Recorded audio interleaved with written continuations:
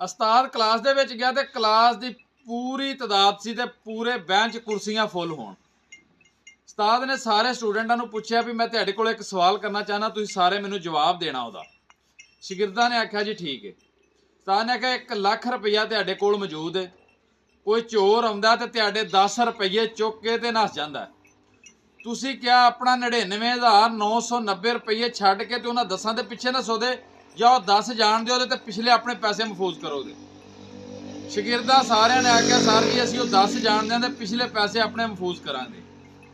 ਉਸਤਾਦ ਨੇ ਆਖਿਆ ਕਹਿਣ ਨੂੰ ਤਾਂ ਸਾਰੇ ਇਸੇ ਤਰ੍ਹਾਂ ਹੀ ਆਉਂਦੇ ਨੇ, ਲੇਕਿਨ ਵਕਤੀ ਤੌਰ ਤੇ ਤੁਸੀਂ ਸਾਰੇ ਇੰਝ ਹੀ ਕਰਦੇ ਜੇ ਕਿ ਉਹ ਪਿਛਲੇ ਜਿਹੜਾ 99,990 ਰੁਪਈਏ ਛੱਡ ਕੇ ਤੇ 10 ਪਿੱਛੇ ਭੱਜ ਪੈਂਦੇ ਜੇ।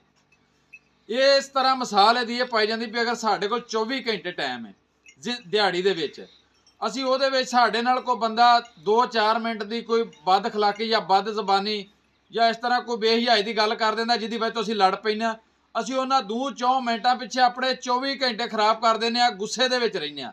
ਮੈਂ ਨਾ ਨਹੀਂ, ਜਿਹੜਾ ਗੁਜ਼ਰ ਗਿਆ ਚੰਗਾ ਸੀ, ਉਹਨੂੰ ਮਾਫ ਕਰੋ, ਉਹਨੂੰ ਛੱਡ ਦਿਓ। ਜੇ ਕੋਈ ਤੁਹਾਡੇ ਨਾਲ ਕਰਦਾ ਤੇ ਉਹਨੂੰ ਅੱਲਾ ਦੀ ਰਜ਼ਾ ਤੇ ਕਰਕੇ ਛੱਡ ਦਿਓ, ਆਪੀ ਅੱਲਾ ਦੀ ਲਾਠੀ ਬੇਆਵਾਜ਼ ਹੀ ਉਹਦੇ ਕੋਲ ਬਦਲੇ ਲਏਗੀ। ਲੇਕਿਨ ਤੁਸੀਂ ਉਸ 1-2 ਮਿੰਟ ਦੇ ਪਿੱਛੇ ਆਪਣੀ ਪੂਰੀ ਦਿਹਾੜੀ ਕਦੇ ਵੀ ਜ਼ਿੰਦਗੀ 'ਚ ਗੋਲ ਨਾ ਕਰਿਆ।